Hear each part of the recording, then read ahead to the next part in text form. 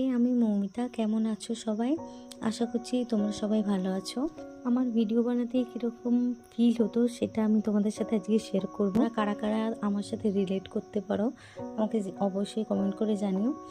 যখন আমি প্রথম ইউটিউবে এরম ভয়েস ওভার দিতাম ভিডিওতে, তখন আমার খুব অকওয়ার্ড মতো ফিল হতো যে কাকে বলছি, কার সাথে কথা বলছি, মানে খুবই হাসি পেত, লজ্জা লাগতো। জানি না এরকম কেন হতো, তোমাদের কার কার হতো অবশ্যই জানিও। আর এখন অবশ্য অনেকটা ইউজ টু হয়ে গেছি, তো এখন আর অতটা ওরকম লাগে না, কিন্তু প্রথম প্রথম জানি না কেন এরকম ফিল হতো। আসলে ভিডিওতে না এরকম ভয়েস ওভার দিলে নিজের গলার ভয়েসটা যেন অন্য রকম লাগে, তাই হয়তো এরকম লাগতো।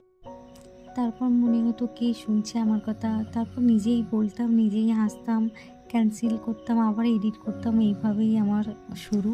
মাঝে মাঝে এরকম ফাস্ট ফুড খাওয়ার খুব ক্রেভিংস হয়, যেমন চাউমিন, রোল, ফুচকা। তো এরকম এক একদিন একটু একটু বানানোর চেষ্টা করি। তো আজকে যেমন বানিয়েছিলাম রোল, সেরকমই। দেখো কি সুন্দর, কি দারুণভাবে ফুলছে রুটিটা।